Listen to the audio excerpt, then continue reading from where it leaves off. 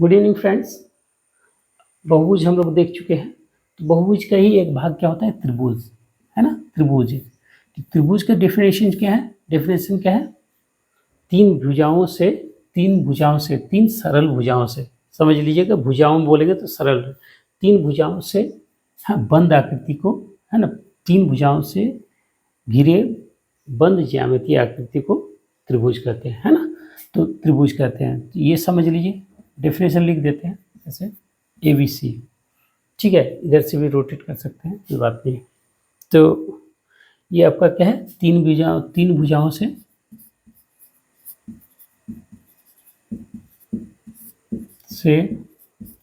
सरल भुजाओं, समझ लीजिएगा, से घिरे बंद ज्यामितीय आकृति, है ना, बंद ज्यामितीय आकृति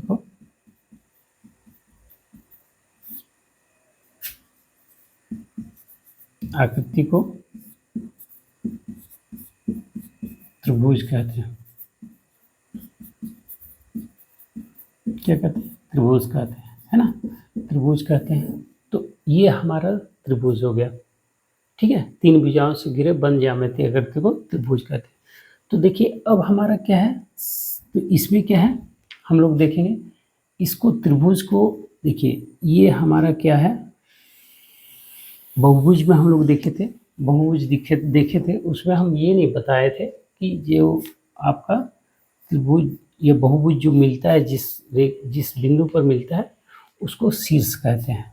या त्रिभुज जहाँ मिलता है या कोई भी बहुभुज जहाँ मिलता है, जिस बिंदु में दो भुजाएं मिलते हैं उसको क्या कहते हैं? शीर्ष। वो बिंदु क्या कहलाता है? शीर्ष। और हमारा दोनों जो, जहाँ शीर्ष दो किरणें या दो रेखाएं जिस एक शीर्ष पे मिले, तो ऑटोमेटिकली क्या है, ये अपने आप हम जानते हैं एक कोण का निर्माण हो जाता है। तो हमारे यहाँ कोण भी है ना। तो शीर्ष है, शीर्ष कितने हैं त्रिभुज में? शीर्ष कितने होते हैं त्रिभुज में? त्रिभुज में शीर्ष होते हैं तीन, भुजा भी होते हैं तीन। और क्या है? शीर्ष तीन, भुजा तीन, और कोण भी कितना होता है? तीन। कोण भी कितना होता है? तीन, है ना। त्रिभुज में हम जान गए। तो अब ये हमारा त्रिभुज है, तो इसमें शीर्ष भी तीन, भुजा भी तीन और कोण भी तीन। तो देखिए इसमें शीर्ष को तो नहीं, लेकिन भुजा और कोण, इस प्रकार से जब हम भुजा और कोण से पकड़े तो हमारे त्रिभुज दोनों में अलग अलग प्रकार के होते हैं, है ना। तो हम लोग थोड़ा इसको पढ़ लेते हैं। क्या है? भुजा के आधार पर त्रिभुज के प्रकार, भुजा के आधार पर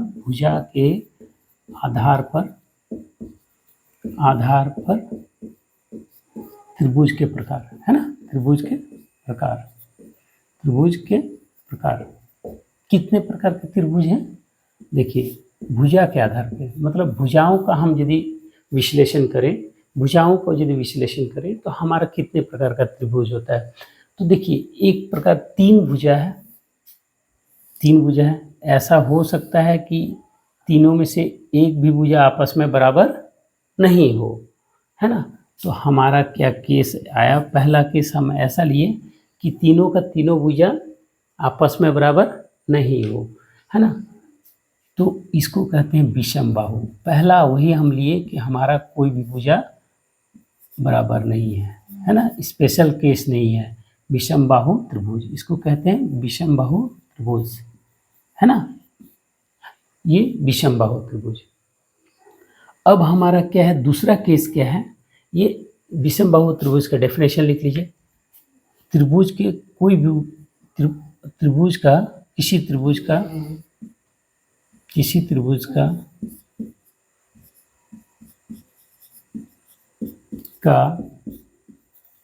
कोई भी भुजा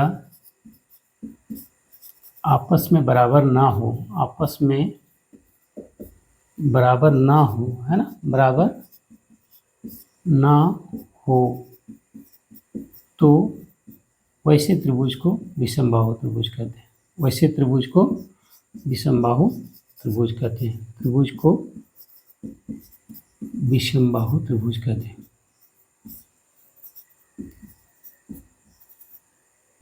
त्रिभुज कहते हैं, विषमबाहु त्रिभुज कहते हैं। चलिए ये हम लोग कर लिए, ये हमारा डेफिनेशन को और एक बार पढ़ देते हैं। किसी त्रिभुज का कोई भी भुजा आपस में बराबर ना हो तो ऐसे त्रिभुज को विषमबाहु त्रिभुज कहते हैं। यहाँ कोई दिक्कत नहीं। दूसरा केस है कि ऐसा हो सकता है, ऐसा क्या हो सकता है कि त्रिभुज का दो भुजा आपस में बराबर हो जाए, ऐसा हो ही सकता है ना। दो भुजा आपस में बराबर हो जाए, ऐसा हो सकता है, ठीक है। दो भुजा आपस में बराबर हो जाए, ठीक है। दो भुजा तो हमारा क्या है, इसमें लग रहा है तीनों भुजा बराबर लग रहा है क्या। चलिए थोड़ा छोटा कर देते इधर वाले को, है ना, क्योंकि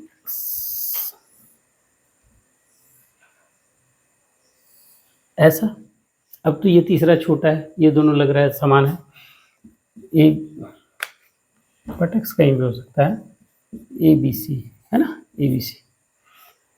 अब हमारा क्या आ गया, क्या आ गया कि दो भुजा आपस में बराबर है। इसको हम कहते हैं, यदि किसी त्रिभुज का दो भुजा आपस में बराबर हो तो वैसे त्रिभुज को समद्विबाहु त्रिभुज कहते हैं। समद्विबाहु त्रिभुज, समद्विबाहु त्रिभुज, समद्विबाहु त्रिभुज। क्या इसको किसको समद्विबाहु त्रिभुज कहते हैं? वैसे त्रिभुज जिसका कोई दो भुजा आपस में बराबर हो उसको समद्विबाहु त्रिभुज कहते हैं, है ना। वैसे त्रिभुज, वैसे त्रिभुज,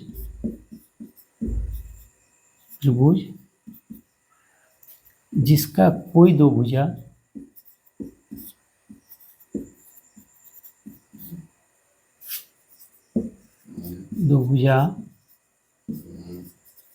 आपस में बराबर हो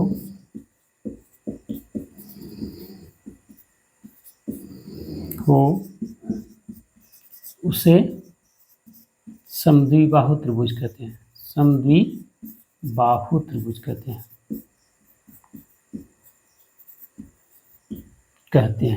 क्या कहते हैं?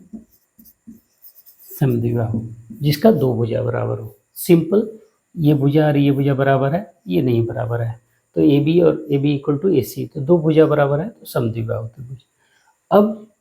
अब एक और केस आया, तीन केस, तीन प्रकार के होते हैं भुजा के आधार पर त्रिभुज, तीन प्रकार के होते हैं। तो हम पहला केस पढ़े विषमबाहु, दूसरा समद्विबाहु, अब तीसरा, है ना, तीसरा हम लोग पढ़ लेते हैं, इसको मिटा दिए हैं। अब देखिए तीसरा हम लोग जो केस बता रहे थे कि लग रहा है कि तीनों भुजा बराबर हो गया क्या, तो ऐसा भी केस हो सकता है कि तीनों भुजा बराबर हो, है ना, तीनों भुजा बराबर हो। तो तीनों भुजा बराबर होगा तो इसको कहते हैं समबाहु त्रिभुज। इसको क्या कहते हैं? समबाहु त्रिभुज, समबाहु, है ना, है ना। वैसा त्रिभुज जिसका तीनों भुजा आपस में बराबर हो उसको समबाहु त्रिभुज कहते हैं, है ना। वैसा त्रिभुज जिसका तीनों भुजा आपस में बराबर हो, जिसका तीनों भुजा आपस में बराबर हो, भुजा आपस में बराबर हो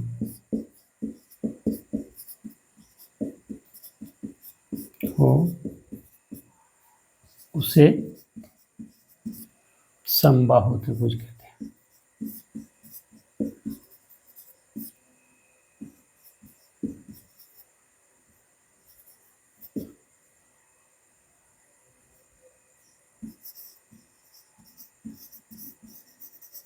ठीक है, समबाहु त्रिभुज क्या हुआ? वैसा त्रिभुज जिसका तीनों भुजा आपस में बराबर हो। अब तीनों प्रकार हम बता देते हैं, तीन प्रकार हुआ, है ना। तीन प्रकार क्या हुआ, एक बार अंतिम में रिकैप करके इसको हम लोग क्लोज करते हैं, ठीक है। ये चैप्टर हमारा क्या हो गया? एक प्रकार हो गया विषमबाहु, विषमबाहु, पढ़ते पढ़ते जैसे याद हो जाए। उसके बाद समद्विबाहु, है ना, त्रिभुज ही है, सब त्रिभुज लिखिए।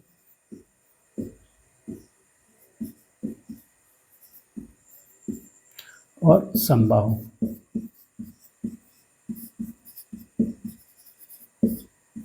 तीनों हो गया, टाइम नहीं लेना है ज़्यादा।